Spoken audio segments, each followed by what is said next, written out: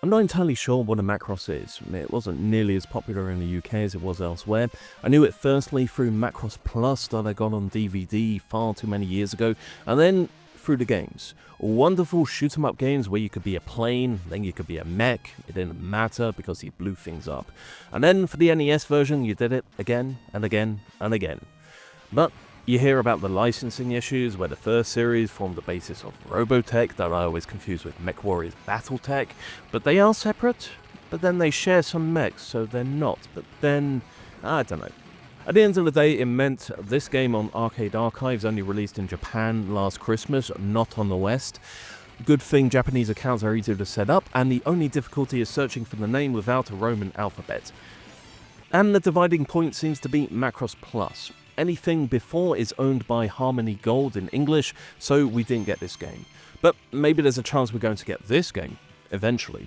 There was a year distance between the two banned Presto anime titles so far on Arcade Archives, that is to say, Mazinger Z and Super Dimension Fortress Macross.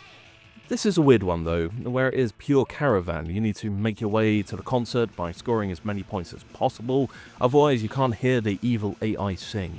Spoiler for an anime which just had a blue release for its 30th anniversary right there. There was also another one, which was developed on the PC Engine by Messiah, but before Macross Plus, so it will not come here even if IDEA ever decides to make an overpriced Messiah collection to add to the Cho Anarchy collection from last month. Why am I talking about all of this? No, that's just to say, this game is not good. This is Macross Shooting Insights, which came out this month on Switch and PlayStation in the West, but has been out on Steam since last March in Japanese-only form, but that got updated with the English localization. So it's been nearly a year now, and we've had to wait for this. I've got to admit I'm playing the Japanese version here, which I bought to pad out a PlayAsia order to receive free delivery, and the Japanese console version has not received the localization. So even though it looks like it has a lot of story involving my favourite characters from Macross Plus, I have no idea what they're saying. What I do know though is that each character seems to have a different starting point, so this is the starting point of the Macross Plus lead character, who in the English dub is voiced by Bryan Cranston. The only version I could find within easy shipping distance for the Blu-ray release was the French version, and that dub made me want to scrape my eardrum out with a screwdriver. Thankfully, the Japanese original was in the audio tracks. This is a multi-oriented shoot-em-up experience. We start with free roam, then we go to vertical, and then we move on to horizontal, and each of them are bad.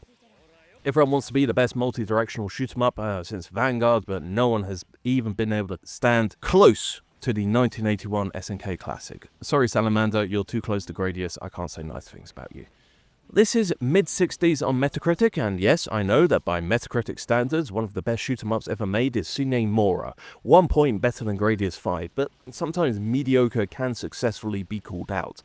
There are 3 buttons which work on each play type: shoot, special, and a dodge attack. But this vertical view suffers the most because the ship is just not fast enough to go from one side to the other quickly. And playing this on Switch, it just feels weird, owing not just to the downscaled graphics, but I'm fairly sure this is not running at a consistent frame rate. I did think about buying the PS5 version to give it a fair shout, but I don't think there's much redeemable about this experience. I may pick it up when it's over 50% off, but not before then, because, well, I mean, this boss right here is moving behind the UI elements. I mean, why? Why? Come on! I also thought there would be greater health recovery between stages, since it's easy to just bump into something at the beginning, but nope. I also struggled to think of another generic cookie-cutter 3D side-scrolling shoot-em-up to compare this to that made me feel as apathetic. But then I remembered, here it is, something 5. Avoid, just avoid, but pick up the Arcade Archives Macross game when it comes out in like 12 months. So with that said, welcome everybody to the second iteration of this, my look back at all the shmups I played in February, and that is me attempting to play all that were released in February for real cash money. Maybe I missed one, we worded it like that for legal reasons, but otherwise, February was quite quiet. For anyone in a country that celebrates Christian traditions, it is the time of fasting, which for me means pancakes and parades. But also apparently we're fasting on shmups to overload in March and then munch on chocolate. Probably because of that, we have no real stinkers this month, although a few come close. This is Electigirl. This is one of the first shmups released in February, and you can probably tell what its inspiration is. And if it isn't clear, here is one of the later levels called Planet Lum. Not got it yet? That's fine. I need to do a video on the inspiration in the coming months. Yes, cliffhangers. But if you know, you know, and this is no different. You can go left or right with scrolling, and you need to destroy several key points whilst they splurt out enemies, like Defender, and then once all that's done, well, you get a boss. This costs $4, tariff-free from the time being, and is the first commercial game from the dev. It's competently made and competently priced. And certainly if you're looking for a fantasy zone-like and have already played a Blackbird, then this is a good starting point. There is a power-up system, but it's easy to take advantage of and comes naturally, and a polarity system, which, to be honest, I did not get and managed to go through the normal stages without even paying attention to it. If the dev happens to be out there, please tell me more. There's not a lot to this, 4 stages and a boss rush, but a good time has been had. Oh wait, I said Fantasy Zone. Okay, cliffhanger ruined, but do you know who else loves Fantasy Zone? This guy. Yes, we played the best adventure set 35 years ago, and here he is again. It says he's 60 years old now, but we won't go into that too much. But then he doesn't have kids, so he hasn't aged like I have. And while the brawler aspect of Yakuza games doesn't speak to me much normally, I find this one to be much easier than, for example, Like a Dragon Gaiden. And of course, the absurdity does speak to me. Very, very much. Even when I sleep, it whispers to me. Oh, and the arcade games. Definitely the arcade games. There are no shmups in the arcade games though, just Ocean Hunter is the new entry here, which is okay. Unfortunately, there are times where you're very reliant on the analog control. I'm playing this on PS5, and it kind of sucks for getting the level of accuracy required for some of the bosses here. I feel like if you set it up in another emulator with mouse control, or even of course the PC version, then you're going to have a much better time, or anything with slightly better tracking. However, it's a rail shooter, so it's not really for this video, and with that, Daytona 2 comes back and Spike Out, and basically Like a Dragon continues to be a fantastic retro game collection with a AA or a AAA brawler attached to it. Oh, and my cat has a pirate's hat. Good kitty. Instead, we're looking at the Master System, or, we're going to play it through a Master System. You start off in your hideout with Fantasy Zone and one of the new titles, Poseidon 3D. Yes, we're doing 3D games here, and the old school kind. But you have to work for a bit for the new titles, or rather beat people up, and pay seemingly today's eBay prices for it. $300 per game from the pawn shops of Honolulu, which also gets you Space Harrier 3D in all its glory. Get your 3D glasses ready. And yes, this is how I'm playing it. It does not look good, and these cheap 3D glasses I ordered for the occasion don't fit my head well. But thankfully, Space Harrier is still not a great game on the Master System, so you're not missing out on much. And all of the 3D games have the option to turn the 3D off. There is one new shmup, which is new to the Like a Dragon world, Starjacker. In fact, you can tell from the splash screen this isn't actually a Master System game, it's an SG-1000 game, but the Japanese Master System was backwards compatible, so that's why it looks like this. There is an arcade version, it runs on the System 1 hardware, and of course compromises have been made here. I would say it reminds me of Star Force, but not just in the name, but Starjacker came first. You go through these little tunnel things and a bit of space and you alternate between the two. There is also a degree of randomness in terms of the waves you're facing, and none of the first levels I tried having the same composition of enemies, which makes for an interesting experience, especially when you're trying to get to grips with the system. Oh yes, you start with 4 ships and they're like your options. I suppose in a world of extra lives, this is the most logical representation I've ever seen of it, and this was back in 1983. The trouble is, all of these lives are in play at the same time. It's like playing with multi-ball on a pinball machine, that you're going to have a better score if you keep all of them in play. Some bullets are destructible, and the enemies in the first level tend not to go beyond the line where your first ship starts, but that changes, and there are also more bullets flung your way. Through the tunnels, there are also physical elements to avoid, and generally you're expected to lose quite quickly 1 life. It's fine. It disappears, you're just down to 3 ships, or 2, or 1, but you're down 1 ship, and you're down 1 ship's worth of shots. It's an interesting mechanic and a surprising pleasure to play. Yes, shmups age better than most genres, but we're at the end of the golden age here. There is still a bit of dodginess involved in the game design, and yes, there are struggles in the scrolling here, but nowhere near to the extent of Zanak on the MSX from last month. I'd say it's perfectly playable and well worth checking out if you have a free moment in your pirate den and you don't have your 3D glasses with you. Jasper Reds versus the Ares Belt sounds like a cheap 50s sci-fi film and only costs $5 normally, with 25% off if you buy it now. It's a hard game to play because the instructions only remain on the screen for a fraction of a second with the power of my SSD, but it does warn you that to avoid overloading your weapon, you need to mash the button as hard as possible. So I used a controller with autofire. I needed to capture the footage though to figure out how to play it because the option screens are very much lacking. And I had to check as well the Steam page for an AI disclosure because that's what AI has done to me. It's made me immensely distrustful. And let it be known that this is my own voice. No AI can possibly sound this sarcastic and bitter, but the game's okay. I had to ask if it was AI because the artwork on the asteroids are crisp and clean, and there are a lot of asteroids in the first stage. A giveaway is that their destruction is just blocks of the image and they just fly away, but there are other parts of the game as well where I think the core artwork is quite good. So there is a shoot button, there is a dash button which is tied to a meter that very quickly refills, there is the ability to also change between weapons, and there appears to be an upgrade system in place that I haven't really got to grips with. There is an upgrade screen at the end of each stage, but unfortunately there are two buttons for fire, A and right trigger, and the right trigger acts as like a very slow auto fire, so I go through the first row of upgrades almost automatically. It's cheap, it's basic, but for the first 5 to 10 minutes I was genuinely enjoying myself, up until this section here. There is an enemy that fires in spirals and these spirals spin around. There is not enough room to maneuver through the bullets, so you have to dance around them. Then there is this other enemy that comes with him that is causing general nuisance. This repeats itself for literal minutes. It sucks the life out of me and sucked all enthusiasm I had for this game, which is a shame, but then Steam games can be patched and I hope the dev goes back to this because it was rather close to being recommendable. I also really enjoyed the music. Something which I also hope gets a patch is Escape Space, which also has many other games called Escape Space on itch, and this is the paid one. This is one that came out in January on Steam and just goes to show how horrible it is looking for shoot 'em up games on Steam, but released on February on itch, so I'm including it in the video. Shmups are much easier to search for on itch. From the beginning, I think of Black Paradox, the roguelite shoot-em-up, which comes from either Italy or France. There's another roguelite shmup that comes from the other country that sees you in a DeLorean and is bizarrely receiving a paid re-release in the near future.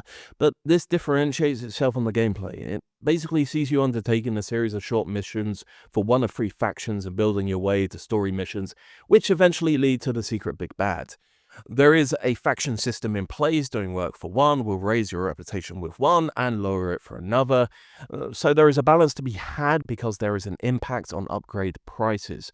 I chose the Mad Scientist first, which is the best one for upgrades since they know about shields. I would say one of the issues here is the complete absence of personality for the Mad Scientists. There is a hint of personality which comes through for the other factions, but only a hint. I think it's very much a missed opportunity in giving life to a game through the story. A story? In a shmup? Yeah, okay. But one day, someone will figure it out, and it will be great. There are a variety of mission types to undertake, just destroying things, protecting things, doing a base raid, destroying nothing but elite units, and these seem to be randomly generated from a selection of missions to undertake on each round. There is an economy to buy weapons, there is an EXP system to gain levels. Every 10 levels you are given a story mission, which will then up the difficulty in the pool of available missions. And here is the problem. The grind. Early difficulties are just no fun, and EXP is based on a multiplier for difficulty. So to breeze through the levels you need the higher difficulties, but you can't get to those without doing the grind. But I have to say this again for effect. But if you suffer from that, what opens up is actually fun. I still wish that stages were longer, the backgrounds more varied, and for there to be a better story involved, but in terms of the actual gameplay, when getting to the nightmare level, yeah, this is good, this is fun. There is cheesing to be done, like this capital ship here that reminds me of pre-Gunvein NG Dev boss, where you can just take out one main gun and be done with it. Which is where the shield comes into play because one shot from there is a one-hit kill. Anyway, Escape Space is a good game waiting to be found, and whilst there is a mountain in order to reach there, I have to think about what my arbitrary award means. It's arbitrary because I am the one that sets the rules, and I am the one that defines what it means. And did I have fun with it? Yes, I did. And eventually I had more fun with it. More than any game released in February. So, folks, you know what that means. And the winner of the Shmup of the Month is Escape Space. Woo! Applaud, people. Applaud. Escape Space dev, feel free to claim your laminated certificates. I've now thrown it on the floor, but you have to pay for shipping. And if you are paying attention, please fix your economy. Look at this skill tree. I barely filled it out. I want to try more of this. Give me money. What was second? Well, it's the second game which was released in Japan months before it saw a Western release, which is Under Defeat. And it's another G-Rev release, and one which I think I'll make a clear video for March because it's another great G-Rev release. Over Christmas, yes, a while back now, I decided to read the 86, which is a light novel about child soldiers that pilot mechs, and since it was a light novel not about waking up in another world, or isekai as they like to call it, I decided to give it a go. And here we are living that out as I'm a child soldier piloting a helicopter through a bleak war environment. Sorry, I'm sure in the Western version they've had a couple of years added to their actual age. I dabbled in this before, since they added retro achievements for Dreamcast games, and this was one of the last official Dreamcast games released and received. I got 10% of the achievements. Okay, far below the 30%, which I think should be enough before moving on to the next game, but I knew the console release was coming. The trouble is, I do the same every time. I pick the first ship, and I get to stage 2, the big ship at the end that acts as a boss, and I die. It's not my fault, though. Look at the text for selecting a ship. What the hell is that supposed to mean? But there are options. I say options. The system for the shmup version of options is weird. For 3 of the 4 ship types, you have a system where an option can be summoned. You just have to wait for the cooldown. Wait for a bar to fill out, and then start shooting. There are 3 types, but you only really want one, the rocket launcher. There is the risk of it being shot out of the sky though, but if it does hit, then it is devastating. Especially for the stage 2 boss, which is the giant ship.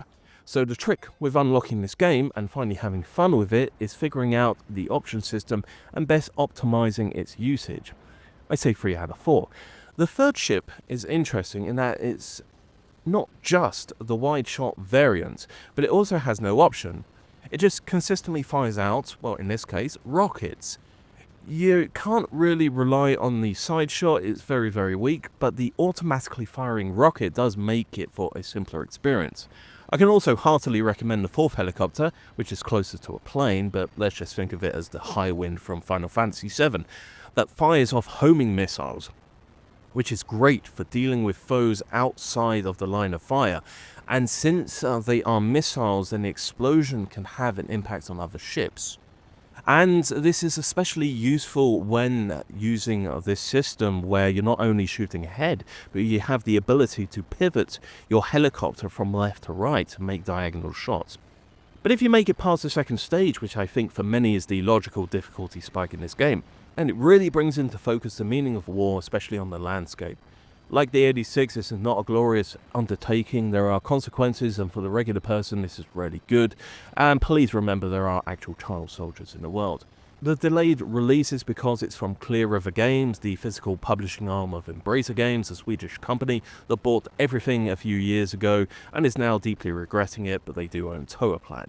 So a physical Western version should be coming at some to-be-seen point, but for digital it's $20, and it's very much worth it, and also has the New Order mode, which brings a full 16:9 presentation.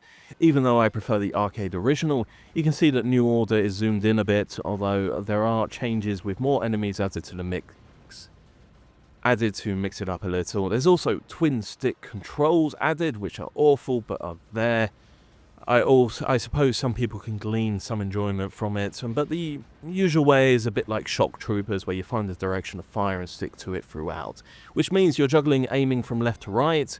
That I feel means more if you're using a D-pad or an arcade stick. There is also the New Order Plus mode, which increases the angle with which you can tilt your helicopter, so it's almost 180-degree movement, almost.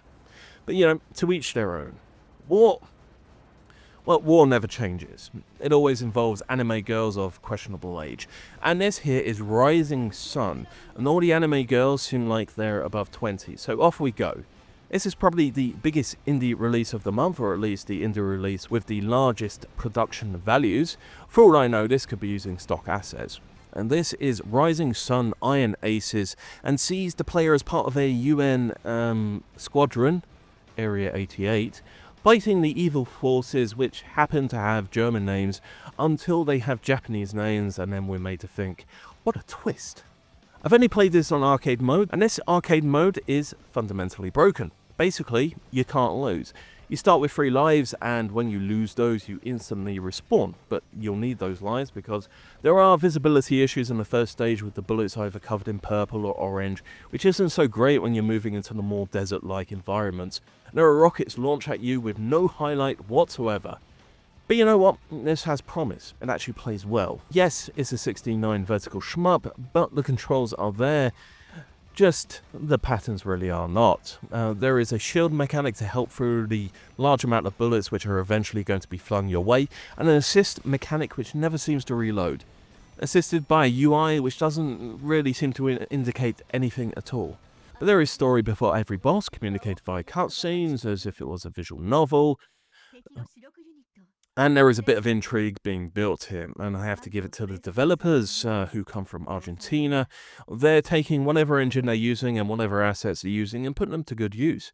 Here, for example, is a bit to destroy the third boss where I have to navigate a missile between nets to reach its target.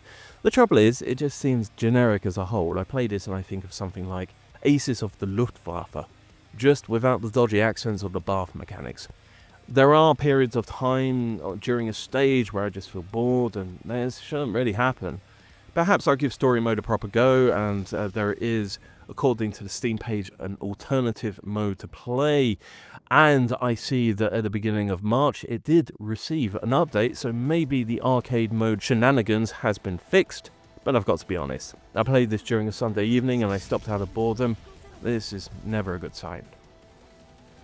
You may have noticed during several of my playthroughs that I live in a German-speaking part of the world, and I have all of my consoles set to German so I can learn more of the language, which results in several paragraphs of German text when I finish Strania, as an example. But Germany has a tradition when it comes to shmups.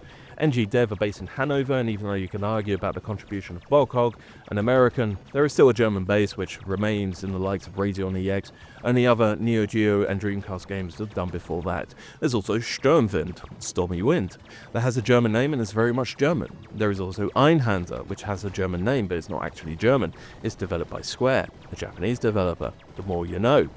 So we come to X Out, a remake of sorts of an Amiga game with German developers, and the remake done by a German developer in Kritzel Kratz 3000 and published by a German publisher in Innen.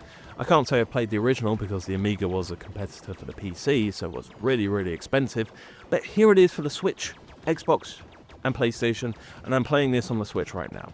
Sorry, also Steam. Euro shmup doesn't have to mean a bad shmup, but it's often the case. There is a health bar, there is a shop. If you want to have an extra life, you have to buy an extra ship. There are extra options you can buy that will get destroyed and have to be replaced. But you know what? This plays quite well for what it is, but people have complained about the bloom, but not sure how it is on the HDR system, but it's not too bad at the beginning on the SDR Switch. There is also another complaint, people have reported an issue with it. I haven't been able to reproduce it, but basically at the end of the second stage boss, they're unable to trigger the actual ending. Innen, the publisher, aren't exactly the most communicative. They are the same company as Strictly Limited after all, and one day maybe I'll get my Raze Switch version. But yeah, still sitting at version 1.0 at the time I'm saying this.